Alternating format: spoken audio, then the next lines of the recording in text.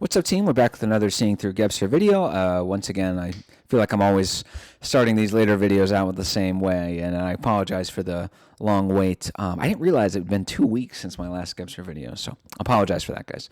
Today we're finishing and ending our subject, or beginning and finishing, I should say, our section on architecture, and of course, just like all the other domains, what are we really doing here? Well, we're seeing how time is the invisible dimensional backdrop that allows space to come into existence, unfold, and through this particular temporal unfolding is informed by that unfolding. So, without further ado, let's get into it.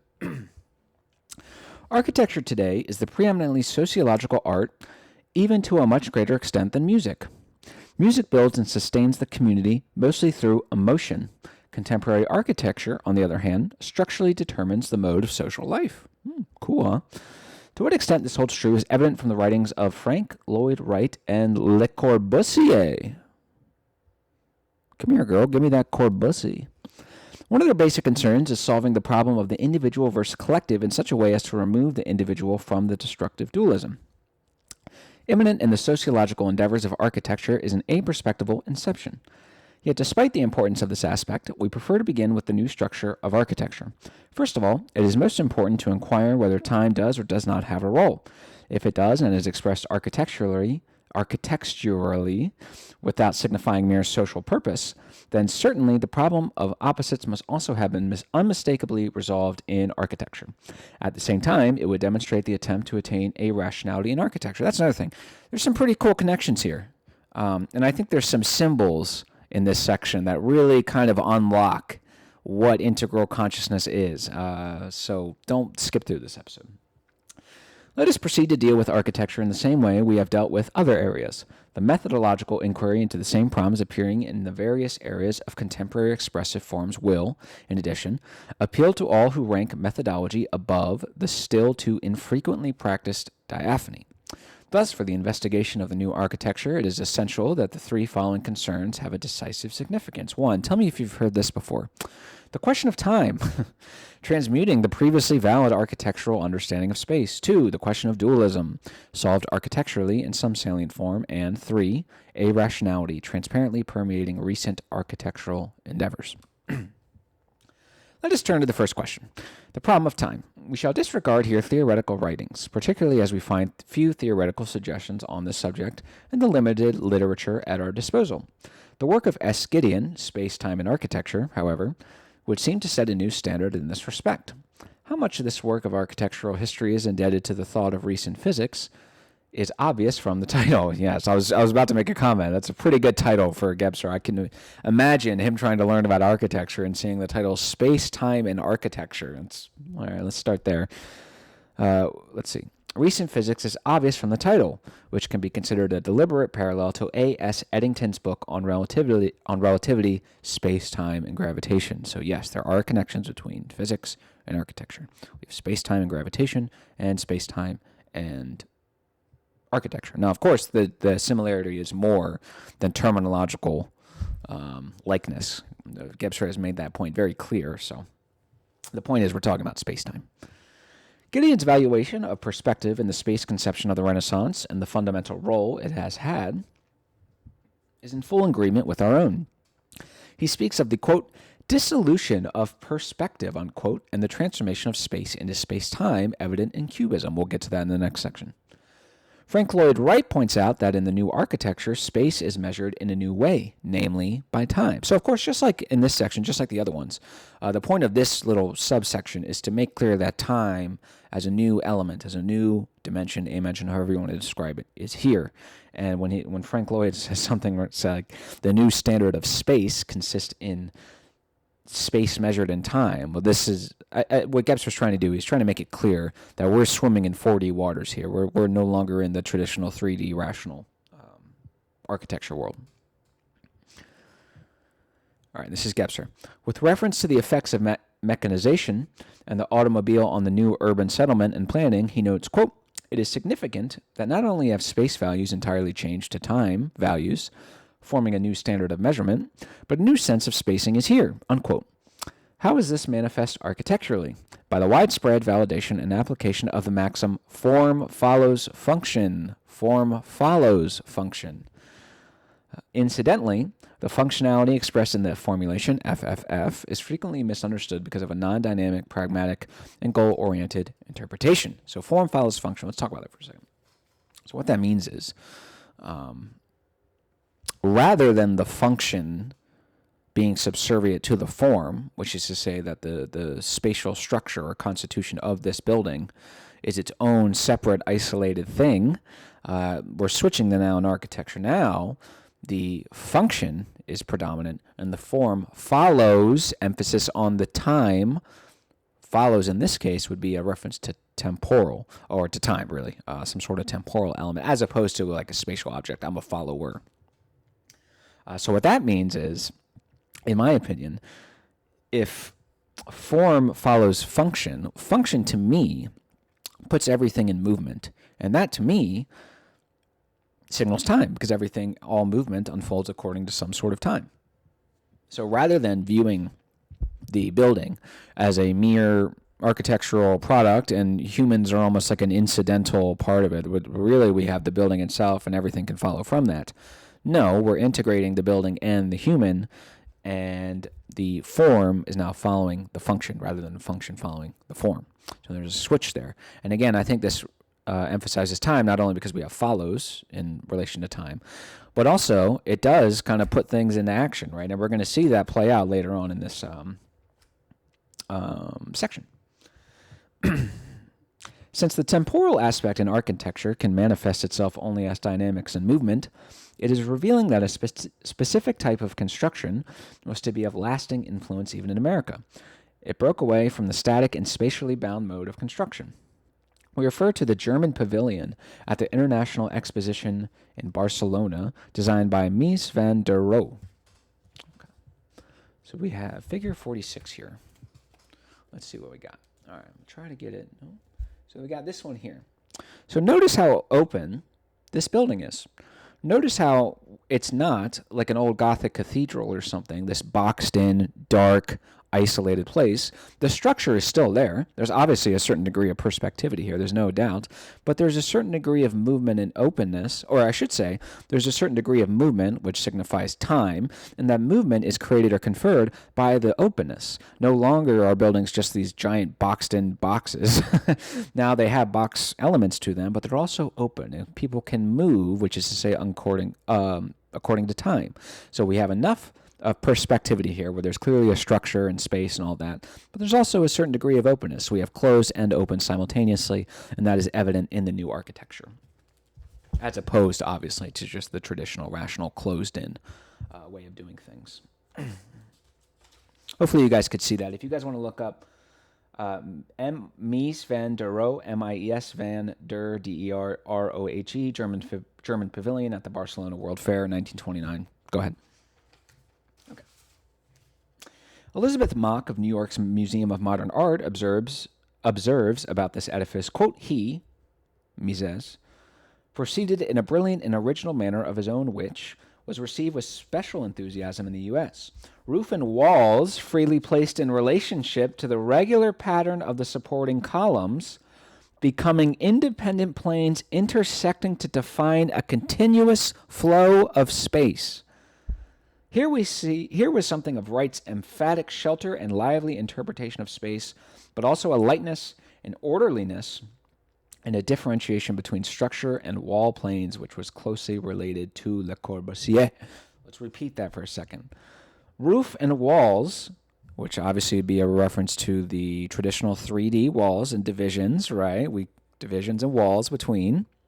Roofs and walls, freely placed in relationship to the regular pattern of the supporting columns, become independent planes intersecting, which is to say integrating, which means all these separate walls and divisions are being integrated to define a continuous flow of space. Continuous is obviously a reference to time, and space means that it is now open and free. We are no longer closed in and boxed in by our purely spatial systems. So I think that was a pretty cool example. All right, this is Gebser. This characterization is not a theoretical interpretation of an architectural structure, but an inference of its essence. And it is quite striking that this inference names elements symptomatic of the aperspectival mode of realization. Fixed relationships yield to more flexible ones. The inclusion of the dynamic time element dissolves and loosens the rigid space and makes it fluid. Perfectly said. That is the continuous through line with all of these. Time, what it does, perfectly described. Dissolves and loosens the rigid space, whether it be science, physics, biology, whatever, whether it be philosophy or whatever. Time is here to shake things up. Let's see. In place of, listen to this. This is beautiful. In place of space boxed in by walls, there emerges a world of transitions and interconnections. Instead of space boxed in by walls, that's a very obvious allusion to the mental structure. That's the way perspectivity and the mental structure operates. We have one space and we box it in with walls. Gives way or emerges a world of transitions and interconnections. Transitions implies that no, there is more space outside of what you boxed in, and we are going to integrate it, and we can transfer through the mental structure, through the magic structure, through the mythic structure at different points in our lives. And we can see how they are interconnected insofar as they are all present and efficacious at literally every moment of our lives.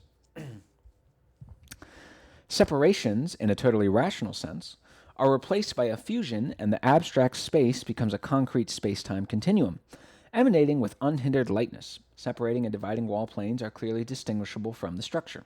The emphasis is on the structure and not the walls. Beautiful. Beautiful. The dissolution of space... Hold on. 1 second.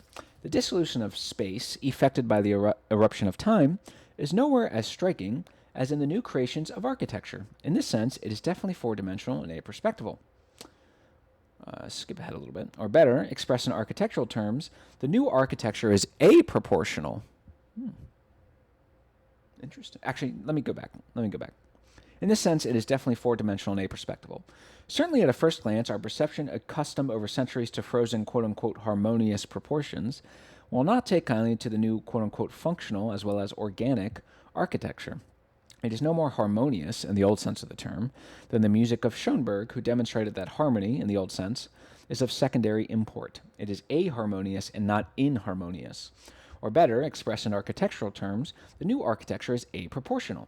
Discussing the superannuated quote-unquote systems of proportion, Wright stresses that, quote, proportion is nothing in itself. It is a matter of relation to environment modified always by every feature, exterior as well as interior, unquote. This architecture is free of style to the same extent that the new music is free of measure, since a style, as Wright points out, is nothing other than, quote, some form of spiritual constipation, unquote. In any true concept of organic architecture, style is the expression of character. There is no longer any question of styles. Yet, a truer style can always be found in the structure for the purposes of the building. Thus, style is achieved because the character, the secret of style, is an expression of a principle that builds from within outwards, and a principle that is valid for all architects who love reality more than any classical prescription, unquote. So, I realize this applies to other areas as well. I'm a soccer fan. And all these different coaches, Pep Guardiola has his own style. Compared to someone like Diego Simeone or even Jose Mourinho, they have their own style. Pep has this very free-flowing, almost sexy, easy on the eye, indirect, a death by 1,000 passes kind of approach. Whereas Diego Simeone, his style is, I couldn't care less about winning possession stats. I don't care about playing free-flowing football. I don't care about even satisfying the fans. I'm going to put 9 people behind the ball. You're going to make a mistake. I'm going to capitalize on that, and we're going to score and win. Okay, but where is this style coming from? It's an expression of their character. So style, anyone's style is their character. Now let's see if we can...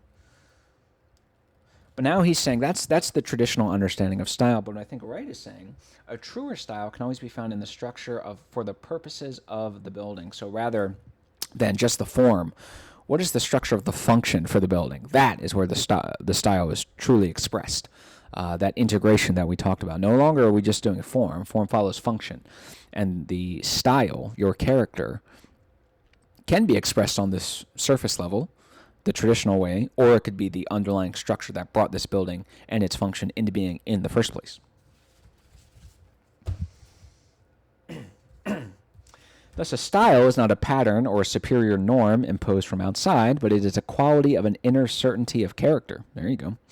The emergence of this qualitative element, is symptomatic. It is unmistakably reminiscent of the qualitative character of time as an original phenomenon. So, of course, rationality 3D, we do the measurable, the quantifiably measurable, and the consciously known. Well, if we're trying to balance these with integration, we will necessarily have to re-invoke quality, right? So when we see a qualitative emphasis, that's can be seen most times as a sign that we're trying to integrate and swim in these 4D waters. Excuse me. The new conception of space, based on the new valuation of time, has led to what is today called a quote-unquote free plan. Le Corbusier took the initiative and was the first to apply the diagonal, and in particular the free and non-geometric curve in his buildings. Oh, that's interesting. Yeah, we'll get to that. Yeah, the diagonal and the curve. I think you see where this is going.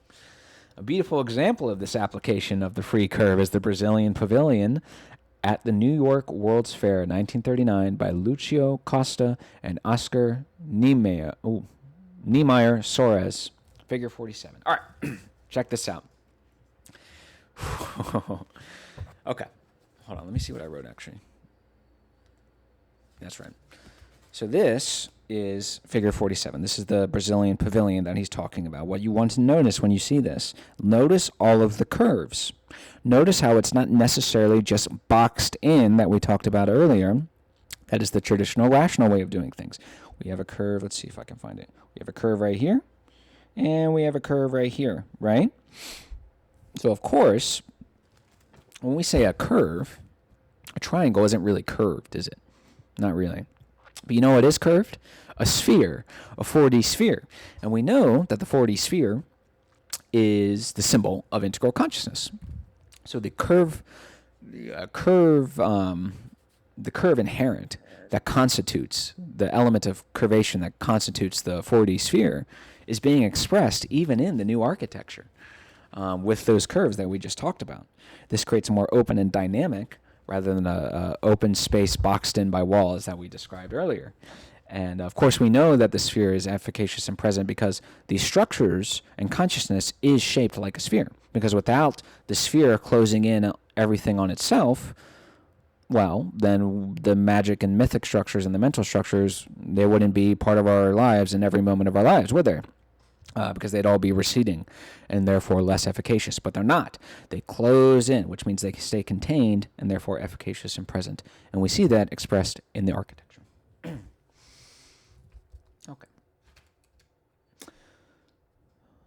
It was, quote, remarkable for its open, freely curving plan, unquote. The Finnish architect Alvar Aalto also developed his own form of the free curve.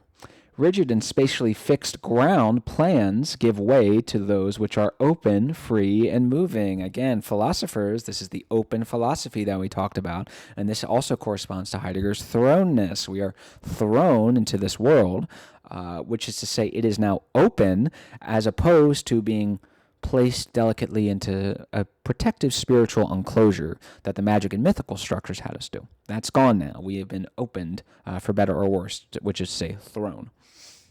There's more to it than that, but that's part of it. Elizabeth Mock writes, quote, the old convention of the symmetrical rectangular plan divided it into immutable compartments. The old convention of the symmetrical rectangular plan divided into immutable compartments. What a perfect way of describing rational thought and how it functions. It's just beautiful. Has finally been broken down, and the newer convention of the open plan, sometimes accomplished at considerable sacrifice of quiet and privacy, is being more thoughtfully approached, so sometimes accomplished at considerable sacrifice of quiet and privacy. Now, privacy specifically is the strong I, the strong individual. I am an individual. I am entitled to my own privacy. I like to be an individual. There are times when I don't want to be a part of the collective.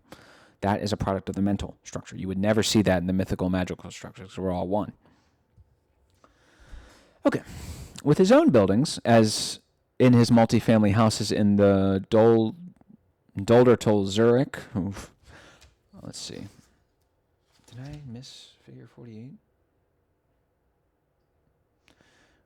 With his own buildings, as in his multifamily houses in Zurich, Alfred Roth has achieved a, quote, transformation from rigid and closed to loose and open construction. Okay, let's do that. So notice how open this is. This is 49 down here. Notice how we're no longer boxed in. Notice how we're no longer caved, boxed into a rectangular plan here. No, there's openness, there's movement. There are some aspects that are obviously boxed in, and that's necessarily so, probably, right? Because we're not trying to negate the rational necessarily. Because if we did that, we wouldn't be transcending to aperspectival. We would be regressing to unperspectival. Now, if you remember the beginning of this entire series, that was one of the ways that Gebser made clear the difference between unperspectival and aperspectival. As a matter of fact, actually, no, I would need to pull it up on. Anyways, but that's the point. There's a certain degree in openness, and you see this all the time in real life. If you go to like a community college or something, or if you just go to a college, they're not really boxed in. They have a lot of glass, which we're about to touch on. They have all this stuff, and it's kind of nice, but we'll get there. Thus, he calls our attention to the qualitative time incorporated by contemporary architecture and the consequent replacement of systematic divisions by an open world of interconnection. That's another thing. So time as a quality is very important, too, because the psychic temporicity of living in these boxed-in walls, well, it's exactly that. It's very dark. It's very closed in. It's very limited. It can be good for certain purposes, and it's great for times. There are times when you want that sort of darkness because maybe it's matching your internal, right? But the psychic temporicity, eventually you're going to be like, this is a little depressing. Why don't we get some sunlight in here? Why don't we get some openness in here? So I think another reason why architects are going after this is because, simply put, the time as a quality, the psychic temporicity of being in these buildings, it's just better. It's lighter. It's fun. It touches the life pole of the soul, not the death pole of the soul. That's just my own theory, though. The new architecture, in its contemporary form, is an immediate expression of the recently consolidated and intensified time consciousness. This is Gebser now. In purely physical terms, the new architecture no longer builds rigid, circumscribed spaces, but spatio-temporal continua. In other words, time, to the extent that it is expressible architectonically, has transformed closed, three-dimensional architecture space into dynamic open space-time. And the keyword open space leads us directly to point number 2, the supersession of dualism in architecture. To what extent is there a dualistic principle in architecture? Pop quiz. I want you to pause and think about it because I would not have gotten this. Heretofore, each building constituted an essential opposition between interior and exterior. Here we go. Classic rational thought. One thing that's quantifiably measurable and consciously known, dualistically against another. It could either be interior or exterior, or invoke the third aspect of measuring thought to privilege one or the other. The primordial image of the house, the cave, was the sheltering of darkness. Early medieval castles still shy away from light, not only on the side of possible enemy attack, but also toward the courtyard. Not until the Renaissance, hold on, pull this up real quick. Not until the Renaissance, notably in the Palazzo Ducale of Urbino, with its giant exterior windows, is the living space brightened in keeping with the advent of mental illumination. And what if today, the walls separating the interior from the exterior are beginning to fall? So it sounds like the dualism of interior versus exterior and how they're against each other, it's starting to, quote, fall. What does that mean? Does that mean it's being transcended by being integrated into a more diaphanous and, for lack of a better term, truer perception, an integral perception of the interconnections between these two?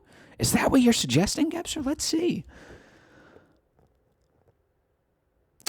And what if today the walls separating the interior from the exterior are beginning to fall, and their place is being taken by glass? Beautifully put. Beautifully put. Think, if you want a quick little reminder or a quick little mythic image, maybe not mythic image, but an image reminder of what integral consciousness is and how ultimately it's functioning, think about what glass does to architecture. It allows, I think he's going to make this point, it allows interior and exterior to become one. They are no longer divided through a rational projection. They are now interconnected or integrated into a single holistic entity. Beautiful. It's a very simple thing too, right? It's glass. There's no, you've been living with it your whole life. Just always think, what integral consciousness is what glass does to architecture. It's beautiful. Quote, the house open is outward where indoors and outdoors become a unity, as Wright says. This is true not only of public buildings like the Bauhaus, Dessau, figure 48. Check this out. Think of this. Look at the glass. Look what it does. Look what it does. It completely unites or integrates interior and exterior. And that's what integral consciousness is all about. Pretty cool, huh? Pretty cool. Let's see. I'll skip ahead a little bit. It is exactly as Elizabeth Mock describes it. Quote, living space extends into the garden, so the interior extends into the exterior, and walls of glass bring the view into the house. Exterior extends into the interior. Complementary. It's beautiful. The boundary between inside and outside becomes negligible. Beautiful. God, so good. All right, this is Gebser.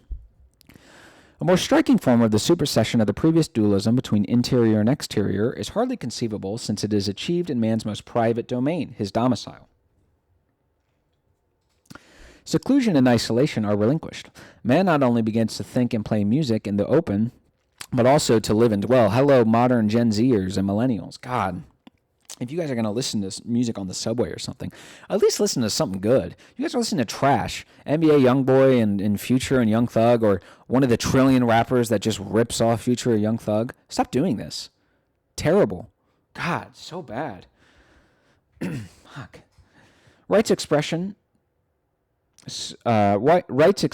quote, spacious openness, unquote, is not just Americanism. It accords with the new and necessary aperspectival structure of reality. This, quote unquote, opening up in city planning as a consequence of the supersession of a perspectively fixed form of life was recently demonstrated in an arresting manner by Jürgen Paul, student of Hans Schoren. Schoren himself must be mentioned in this context. In his, quote, new Philharmonic Hall, Berlin, for instance, he has masterfully and boldly surpassed the rigidity of fixed perspective and initiated new formations deeply indebted to the new consciousness. Once again, the key term openness leads us further to point number 3. The irrationality of the new architecture. The new and frequent utilization of glass illuminates an additional characteristic of the aperspectival world. Transparency. Yes, it is making transparent all interior, exterior. Rationalists say no. It's only exterior. It's only interior. Bullshit. Glass makes it both. It's beautiful. As S. Gideon remarks, quote, in the case it is the interior and the exterior of a building which are presented simultaneously. Beautiful. Kind of like logic and emotion. They're both present at the point of encounter. The extensive transparent areas, by dematerializing the corners, permit the hovering relations of planes in the kind of overlapping which appears in contemporary painting. Unquote. This diaphaneity, or transparency, evidences an irrational character. How remote from the mirror world of once regal salons, whereas if by magic the perspectives pretended to achieve a deceptive infinity. In the realm of the rational, everything is oriented toward a center, we know this, towards a vanishing point, we know this. The individual grasps this center only partially, sectorially and prospectively. Beautiful. Quote, centralization was the ideal of monarchy. Integration is the ideal of democracy. There's another reason why America is very integral as well. If you follow my videos, I think it was Kill Rationalism Part 3, how rationality built America, how rationalism will destroy. It is true that rationality was clearly a big part in this, but I do think there's a certain degree of integral consciousness there. Maybe I'll make a follow-up video on that. Let's see. Quote, monarchy has fallen. Integration is the ideal of democracy, says Wright, adding, quote, monarchy has fallen. The focal point once sought externally is found by the, quote, unquote, new man within himself. Beautiful, beautiful. This is the integration and supersession of rational fragmentation. Every integration has an irrational character. As the inhabitant of his future city, Usonia, Wright envisions the, quote, democratic citizen responsible in himself. He is the only unendangered man since he is the man disciplined from within. Good luck, by the way. I hope that happens. I would love nothing more than for all my fellow Americans to be I'm not saying you have to agree with everything I say or believe, but like love your country, love your people, love your heart, love our mythologies, follow the laws of the heart, follow customs, and not really have the need for crime and anything. That'd be nice, but it's not happening. It is not only a prophetic but a truly prognostic statement in full accord with what we have called a man of the integral consciousness structure. Is that it? Is that what we're doing? Yep, that's all we're doing. Actually, we'll do this last paragraph. It is not accidental that Le Corbusier strives towards clarté and designs a cité, lumière, and writes vertebrate and voluted constructions, as in his Keith and McCord houses, manifest, quote, with increasing decisiveness the joining of partial forms, unquote. Spirals and vertebrae become a sphere. Such shell forms float in space more or less like leaves of water lilies float on water. Such shell forms float in space more or less like leaves of water lilies float on water. That is a beautiful way of putting it. Quite apart from this, the transparent sphere is quintessence of a rational integration. I love you guys. I will see you soon. Good news, next week we're doing painting, and then what are we doing after that? There's got to be something. Painting actually there's a lot on painting. Jesus Christ. This is going to take like 4 videos. My God. This is going to take at least 3 videos. And then we're doing literature, and then we're finishing up the arts, and then we only have a couple small sections, and then we're done, boys. So I love you guys. I'll see you soon. I apologize for the wait. I'll do my best to stay on top of it, and I'll see you soon. Love you guys.